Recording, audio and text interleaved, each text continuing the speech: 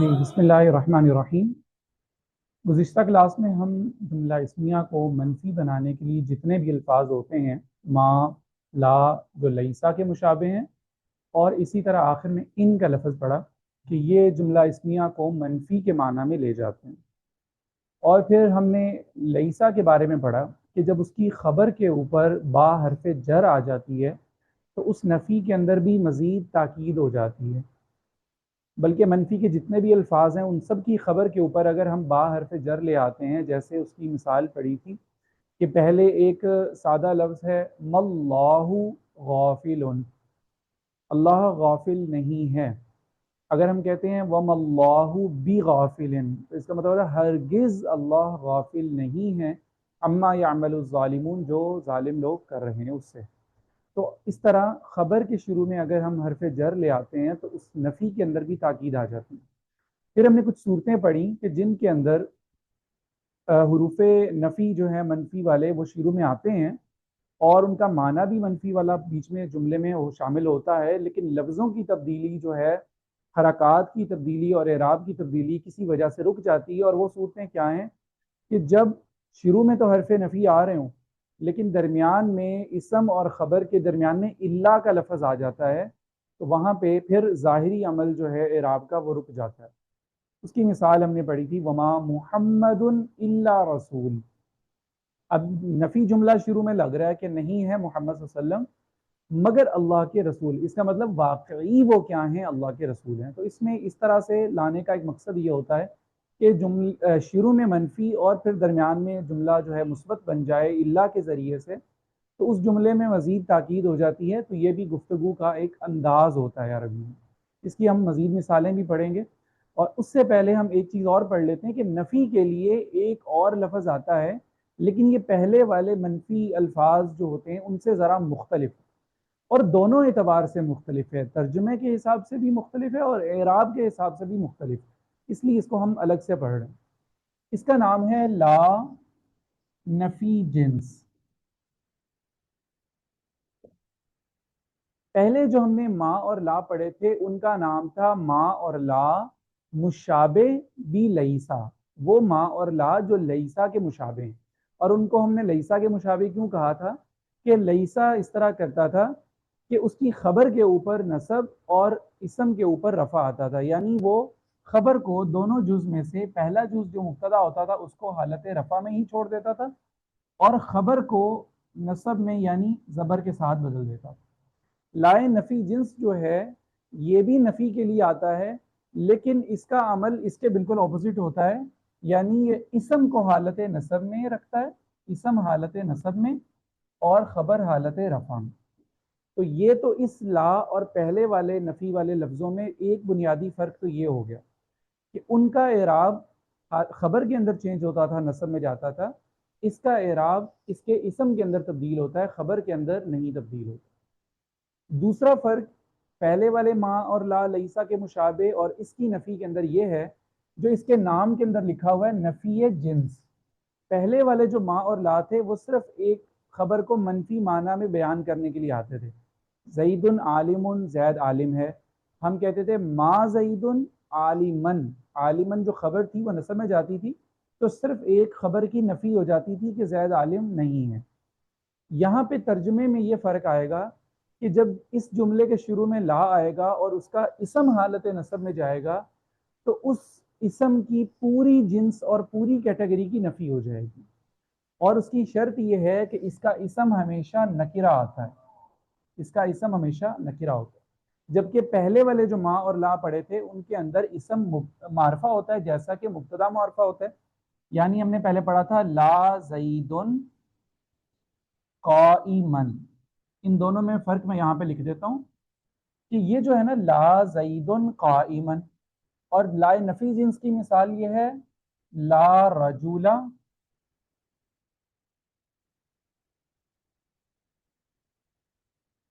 جی۔ ان دونوں کے اندر یہ فرق ہے کہ یہاں پہ ایک بات تو یہ کہ اسم حالت رفع کے اندر تھا، خبر حالت نصب کے اندر، اور اس لا کے اندر جس کو ہم نفی جنس کا کہہ رہے ہیں اس کے اندر اسم جو ہے وہ حالت نصب کے اندر ہے زبر کے ساتھ اور خبر حالت رفع میں ہے۔ ایک فرق تو یہ ہو گیا۔ اب ترجمے میں فرق یہ ہے کہ یہاں پہ ہم کہتے ہیں زید کھڑا نہیں ہے، یہاں پہ نکرہ ہونے کی وجہ سے ایک تو بات یہ ہے کہ پوری جنس کی نفی ہوگی کہ کوئی بھی شخص کھڑا نہیں ہے، تو جتنے بھی مرد یعنی جنس جو ہے اس کے جتنے افراد ہیں ان ساروں کی نفی کی جا رہی ہے کہ کوئی بھی شخص کھڑا نہیں ہے، تو اس کے ترجمے کے اندر پوری جنس کی نفی آئے گی، یہاں پہ صرف ایک شخص کی بات ہو رہی ہے۔ دوسرا یہاں پہ جو اسم آ رہا ہے وہ معرفہ آئے گا، لیکن لائے نفی جنس کی پہچان یہ ہے کہ اس کا اسم ہمیشہ نکرہ آئے گا، اور اس کے علاوہ ایک اور فرق کہ اس کے اسم کے اوپر تنوین بھی آ سکتی ہے، لائے نفی جنس کے اسم کے اوپر تنوین بھی نہیں آ سکتی۔ تو یہ چار طرح کے فرق پہلے والے مالا اور لائے نفی جنس کے درمیان ہوں گے۔ ایک ان کا اسم اور خبر میں اعراب بالکل الٹ ہوگا، پہلے کے اندر حالت رفع کے اندر اسم اور خبر نصب کے ساتھ۔ لائے نفی جنس کی پہچان کرنے کا طریقہ یہ ہے کہ اس کے بعد والا جو فوراً آنے والا اسم ہے وہ حالت نصب میں ہوگا۔ دوسرا معرفہ اور نکرہ کا فرق ہے، پہلے ما اور لا جو لیسا کی طرح ہوتے ہیں ان کا اسم معرفہ ہوتا ہے، لائے نفی جنس کا اسم نکرہ ہوتا ہے، ان کے اوپر تنوین آ سکتی ہے، لائے نفی جنس کے اوپر تنوین نہیں آ سکتی۔ اور جو ما اور لیسا کے مشابہ ہم نے پہلے پڑھے تھے ان کے ترجمے میں صرف جملے کی نفی ہوتی ہے، لائے نفی جنس کے اندر اسم سے اس کے آنے والے ہر فرد یعنی پوری کیٹیگری کی نفی ہو رہی ہو۔ تو یہ جو ہے لائے نفی جنس کے اندر اور پہلے والے جو نفی کے ہم نے لفظ پڑھے ان کے اندر 3-4 فرق ہیں، ان کو اسی طرح سے یاد رکھا جائے۔ اب اس کی مثالیں قرآن پاک میں کیسے ملتی ہیں؟ لا الہ الا اللہ، لا الہ میں آپ دیکھیں کہ لا الہ الا اللہ، لا کے بعد ہمیں ایک نکرہ لفظ نظر آ رہا ہے جس کے اوپر زبر ہے اور وہ اس کا اسم حالت نصب کے اندر ہے، تو ہمیں پتہ چل گیا کہ یہ جو لا ہے یہ ما اور لا کی طرح کا نہیں ہے، کیونکہ اس کے بعد آنے والا اسم تو معرفہ ہوتا ہے، یہاں پہ آنے والا لفظ نکرہ ہے، اور ما اور لا میں معرفہ کے اوپر تنوین بھی آ جاتی ہے اور وہ معرفہ ہوتا ہے، یہاں پہ نکرہ بھی ہے، زبر بھی آ رہی ہے اور ایک سنگل حرکت آ رہی ہے، تنوین نہیں ہے۔ تو ہمیں یہ پتہ چل گیا کہ ہم اس کے ترجمے میں صرف یہ نہیں کہیں گے کہ کوئی معبود نہیں اللہ کے علاوہ، بلکہ ہم اس میں تاکید لائیں گے کہ کسی قسم کا کوئی بھی معبود نہیں ہے اللہ کے علاوہ۔ تو ہم نے یہ کسی بھی قسم کا کوئی کا لفظ کیوں ترجمہ کیا؟ اس لیے کہ لا الہ میں نفی جنس کی وجہ سے الہ یعنی معبود ہونے کی جتنی کیٹیگریز ہیں، جتنے افراد ہیں، جتنے طرح کے سچے جھوٹے معبود ہیں، سب کی نفی کر کے اللہ کے بعد آنے والا جو ایک خبر والا لفظ ہے صرف اس کی تاکید کی جا رہی ہے۔ تو پہلے والے لا کی وجہ سے اسم کی جتنی بھی جزیات ہیں، جتنے افراد ہیں، سب کی نفی ہو گئی۔ اسی طرح قرآن پاک میں آتا ہے لا ریبہ فی، یہاں پہ بھی جو ریبہ کا لفظ ہے یہ نکرہ ہے، اس پہ سنگل حرکت ہے اور حالت نصب کے اندر ہے، تو یہ والا جو لا ہے یہ لائے نفی جنس کہلائے گا کہ قرآن پاک میں کسی قسم کا کوئی بھی شک نہیں ہے۔ تو ہم نے یہ والا ترجمہ کیوں کیا کسی قسم کا کوئی بھی شک؟ اس لیے کہ ریب یعنی شک جو ہے اس کی کوئی بھی کیٹیگری ہے، کوئی بھی جز ہے، تو وہ اس کے اندر سے اس کا انکار کر دیا گیا، اس لیے کہ اس کے شروع میں جو لا آیا ہے وہ پوری جنس کی نفی کے لیے آیا۔ تو یہ سادہ عام نفی سے زیادہ نفی ہوتی ہے اور اس میں ہر طرح کا جو ہے وہ اسم کی جتنی جزیات ہوتی ہیں وہ شامل ہو جاتی ہیں۔ اب یہ جو ہمیں صورت نظر آ رہی ہے اللہ والی، جو یہاں پہ بھی آ رہا ہے لا الہ الا اللہ، اور ہم نے وہ ما اور لا لیسا میں بھی پڑھا تھا وما محمد الا رسول، ایسا کیوں ہوتا ہے؟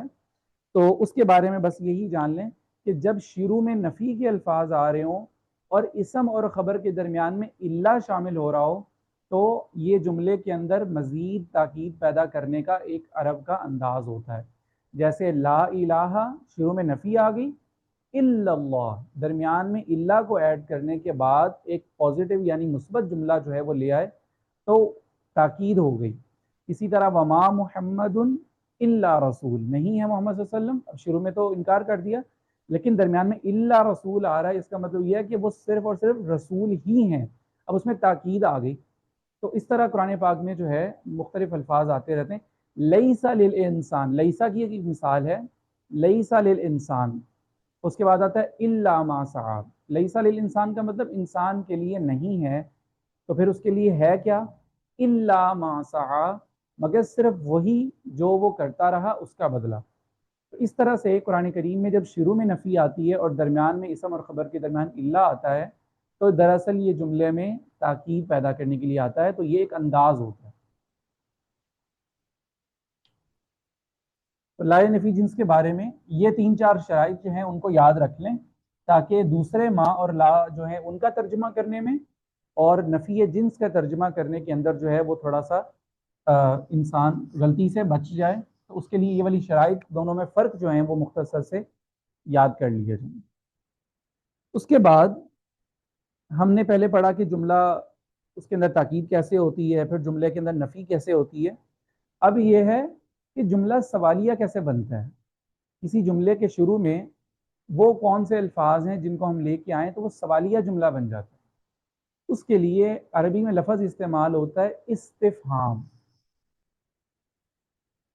ये लफ्ज़ हमने पहले भी पढ़ा कि इस्तिफ़हाम का मतलब होता है फ़हम को तलब करना, यानी कुछ पूछने जानने की कोशिश करना।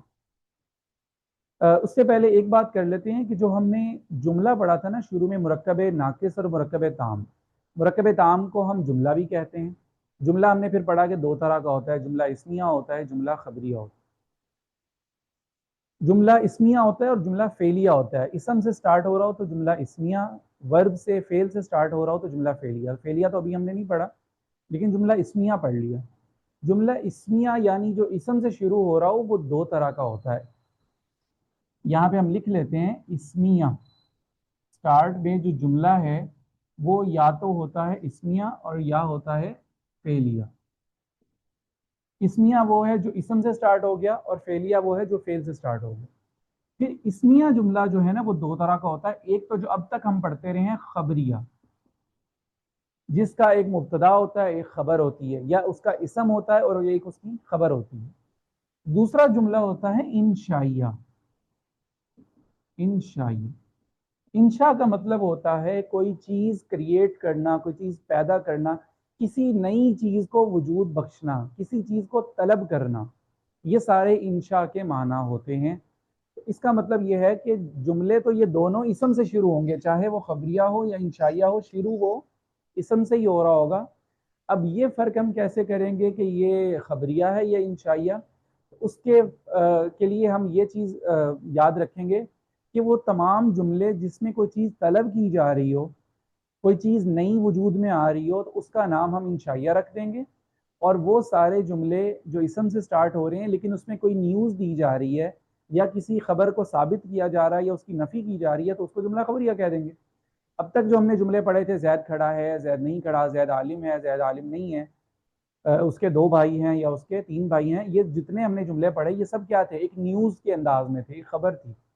लेकिन ऐसे जुमले जिसमें कोई हुक्म दिया जा रहा हो, जिसमें किसी चीज़ से मना किया जा रहा हो, जिसमें कोई चीज़ पूछी जा रही हो, कसम उठाई जा रही हो, ऐसे अल्फाज, किसी को बुलाया जा रहा हो, पुकारा जा रहा हो, तो ऐसे जुमले जो होते हैं वो इंशाइया जुमले होते हैं। उसमें काफ़ी सारी चीज़ें आ जाती हैं। मैं उन इंशाइया जुमले की कुछ अलामात लिख देता हूँ। नंबर एक, अमर, जिसमें कोई हुक्म दिया जा रहा हो उसको इंशाइया जुमला कहते हैं। जिसमें नहीं हो, किसी चीज़ से मना किया जा रहा हो, उसको इंशाइया जुमला कह देते हैं। जिसमें अर्ज हो, कोई रिक्वेस्ट की जा रही हो, तमन्ना, जिसमें किसी चीज़ की तमन्ना हो, काश ऐसा होता, तो ये इंशाइया जुमला होता है। इसी तरह कसम, जिसमें कसम उठाई जा रही है, शुरू में वल्लाही ज़ैदुन काइमुन, तो वल्लाही के लफ्ज़ जब शुरू में आ गया तो जुमला इसमिया हो रहा है लेकिन इंशाइया कहलाएगा। कसम के बाद ताज्जुब, जिसमें हैरानगी का इजहार किया जा रहा है, ऐसा कैसे हो सकता है, तो ऐसा जुमला जो है वो इंशाइया जुमला कहलाता है। इसी तरह इस्तिफहाम, जिसमें कोई सवाल किया जा रहा हो, सवालिया जुमला भी इंशाइया की फहरिस्त में आता है। और सबसे आखिर में एक आता है निदा, किसी को पुकारना, किसी को आवाज देना। ये लिखा हुआ नजर आ रहा है निदा? बिल्कुल ही नीचे निकल गया। मैं यहां अलग से लिख देता हूं निदा। इसका मतलब होता है किसी को पुकारना। तो ये अमर नहीं और रिक्वेस्ट और हसरत और कसम, हैरानगी का इजहार करना, सवाल करना, किसी को पुकारना, اس طرح کے الفاظ جس جملے میں آ رہے ہوں گے، چاہے وہ اسم سے شروع ہو رہا ہو، ہم اس کا نام رکھیں گے جملہ انشائیہ۔ اس میں سے ایک چیز جو ہے وہ یہاں پہ ہم پڑھ لیتے ہیں، ویسے جو پہلے لکھے ہوئے ان میں سے بھی کچھ ہم نے پڑھ لیے ہوئے، جیسے حروف جارہ میں واو آیا تھا شروع میں قسم کے لیے، تا آیا تھا قسم کے لیے، تو حروف جارہ قسم والے جس کے شروع میں آ رہے ہوں وہ قسم ہے۔ اسی طرح ہم نے انا انا کے اندر پڑھا تھا کہ لیتا کا مطلب ہوتا ہے کاش ایسا ہوتا، تو لیتا جس کے شروع میں آ جائے وہ بھی انشائیہ جملہ کے ہے۔ لعلہ امید کے لیے آتا ہے، تو لعلہ جس جملے کے شروع میں آ رہا ہو وہ بھی جملہ انشائیہ کہلائے گا۔ تو آج ہم استفہام کے بارے میں پڑھ رہے ہیں کہ ہر زبان کے اندر سوال کرنے کے لیے کچھ نہ کچھ الفاظ ہوتے ہیں، جیسے ہم بولتے ہیں کیوں، کہاں، کون، کتنے اور کیسے، کیا، اس طرح کے الفاظ۔ تو عربی میں یہ سارے جو ہم پہلے معلوم ہیں ہم ان کو ٹرانسلیٹ کرتے جائیں گے تاکہ ہمیں عربی کے سوالیہ لفظ بھی پتہ ہونے چاہیے۔ تو سوال عربی میں نا اصل میں دو طرح کا ہوتا ہے، ہر زبان میں دو سوال جو ہے وہ ہوتا ہے، اور عربی میں استفہام کی دو کیٹیگریز بنتی ہیں۔ ایک تو اس طرح کے سوال ہوتے ہیں جن کا آنسر صرف یس اور نو میں ہوتا ہے، کچھ سوال ایسے ہوتے ہیں جس کا ڈیٹیل سے جواب دینا پڑتا ہے۔ مثال کے طور پہ میں سوال کرتا ہوں کہ احمد کلاس میں آئے ہیں، اور آپ آگے سے آنسر دیتے ہیں جی یا کہتے ہیں نہیں، تو یہ ایک ایسا سوال تھا جس کا آنسر یس نو میں کافی تھا۔ اور دوسرا سوال یہ ہے کہ میں کہتا ہوں کہ آج آپ کیوں نہیں آئے، کل آپ کیوں نہیں آئے تھے، اور وہ آدمی پورا ڈیٹیل سے آنسر کرتا ہے کہ وہ کیوں نہیں آیا تھا۔ تو یہ دونوں سوالوں کے اندر ہر ایک کا آنسر مختلف ہے۔ تو ایسا سوال جس کا آنسر صرف یس اور نو بن سکتا ہو، ایسے سوالوں کے شروع میں عربی میں دو لفظ آتے ہیں، یا آتا ہے حمزہ زبر آ، اور یا پھر آتا ہے حل۔ اور اس کے علاوہ وہ سوال جن کا ڈیٹیل سے آنسر کیا جانا چاہیے ان کے لیے پھر بہت سارے حروف استفہام یا اسماء استفہام آتے ہیں۔ آ، حمزہ زبر آ، اور حل، یہ دونوں اس سوال کے شروع میں آتے ہیں جس کا آنسر صرف یس نو میں ہوتا ہے۔ مثال کے طور پہ ایک جملہ تھا زید عالم، میں اس کے شروع میں لگاتا ہوں ازید عالم۔ اچھا، ان دونوں کا مطلب ہوتا ہے کیا؟ ازید عالم، تو اس کا مطلب ہوگا، اب اس کے آگے کوشچن مارک آ جائے گا اور اس کا مطلب ہو جائے گا کیا زید عالم ہے؟ تو اس کے دو آنسر ہیں، جی ہاں یا پھر نہیں۔ تو جی ہاں کے لیے عربی میں آتا ہے نعم، یہ عین لکھا ہوا ہے، نعم کا مطلب ہوتا ہے جی ہاں، اور نہیں کا مطلب ہوتا ہے لا، آپ صرف آگے سے بول دیں لا۔ اچھا، اس کا حل اور حمزہ زبر آ، ان دونوں کا آنسر دینے کے دو طریقے ہیں، کیونکہ ان کا آنسر جو ہے وہ سارا کوشچن کے اندر موجود ہوتا ہے، تو آپ کے پاس دونوں چیزوں کا اختیار ہے کہ یا تو آپ صرف نعم یا پھر لا بول دیں، یا پھر آپ ساتھ نعم اور لا کے ساتھ یہ والا جملہ جو ہے رپیٹ کر دیں۔ آپ کہتے ہیں کہ ازید عالم، اور آپ آگے سے کہتے ہیں نعم زید عالم، یا کہتے ہیں لا زید عالم، ٹھیک ہے؟ تو دونوں طرح سے آنسر دیا جا سکتا ہے، لیکن لا زید عالم کا آنسر کرتے ہوئے پھر آپ نے اس رول کا خیال کرنا ہے کہ جب نفی شروع میں آتی ہے تو وہ کیسے ہوتی ہے۔ پھر آپ کو کہنا پڑے گا لا زید عالمن، اس کے آنسر میں جب شروع میں لا آ جائے گا نفی کے لیے تو پھر خبر کو حالت نصب میں بھی لے جانا پڑے گا۔ اور اگر صرف نام بول رہے ہیں تو پھر نام زید قائم، جیسے کہ عام طور پہ نام زید عالم مبتدا خبر دونوں حالت رفع میں ہوتے ہیں، تو مثبت جملے کے اندر جی ہاں کے اندر اسی طرح سے دوبارہ آپ اس کو رپیٹ کر سکتے ہیں۔ حل کے اندر بھی یہی ہوتا ہے۔ حل کی مثال، حل انت عالم، کیا تم عالم ہو؟ تو آگے سے نعم، اور اگر آپ نام کے ساتھ آنسر بھی کرنا چاہتے ہیں تو پھر انتا کی ضمیر کو چینج کرنا پڑے گا، یہ نہ پھر سامنے والا پوچھے کہ حل انتا عالم اور آنسر میں بھی نعم انتا عالم، تو پھر ضمیر چینج ہو جائے گی، نعم انا عالم، پھر جواب دینے والا جو ہے وہ ضمیر مخاطب کی بجائے متکلم کی استعمال کرے گا۔ اور اگر کسی دوسرے کے بارے میں سوال کیا جا رہا ہے حل ہوا عالم، تو پھر آپ اس کو آنسر میں کیا کہیں گے، نعم ہوا عالم۔ اس طرح سے ان چیزوں کا ذرا ضمیروں کا آنسر دینے میں خیال کریں گے، لیکن اگر نہیں جواب مکمل دینا چاہتے تو نام اور لا جو ہے وہ بھی استفہام کے آنسر کے لیے کافی ہے۔ اس کے علاوہ جتنے سوال ہوں گے کہ کیوں، کہاں، کیسے، تو اس کے لیے پھر اسماء استفہام آتے ہیں 9-10 کے قریب، انشاءاللہ وہ پھر ہم کل کی کلاس میں پڑھتے ہیں اور ان کی اگزامپل وغیرہ بھی سالو۔ یہ سمجھ میں آ گیا لائے نفی جنس اور استفہام کے متعلق، اور یہ یاد کر لیجئے کہ یہ چیزیں جس کے اندر آئیں گی تو وہ جملہ انشائیہ کہلائے گا۔ زید مبتدا، قائم خبر۔ میں یہاں پہ ترکیب کر کے بھی بتا دیتا ہوں کہ اگر زید حمزہ اس کے شروع میں نہیں لگا ہوا تو ہم کہیں گے زید مبتدا عالم خبر، مبتدا اور خبر دونوں مل کے جملہ اسمیہ خبریہ۔ لیکن اب شروع میں کیا آ گیا؟ حمزہ استفہام۔ اب ہم کیا کہیں گے؟ زید مبتدا عالم خبر، مبتدا خبر دونوں مل کے جملہ اسمیہ انشائیہ۔ کیوں انشائیہ؟ کیونکہ اس کے شروع میں حرف استفہام لگا ہو، تو یہ جو ہے نام ان کا مختلف ہو جائے گا اس کی وجہ سے۔ چلے انشاءاللہ پھر کل کی کلاس کے اندر جو ہے حروف استفہام اور اسماء استفہام جو ہے ان کو پڑھتے ہیں انشاءاللہ۔ جزاک انشاءاللہ۔ اللہ خیر۔ اللہ حافظ۔ السلام علیکم، السلام اللہ علیکم حافظ۔ ورحمۃ اللہ وبرکاتہ۔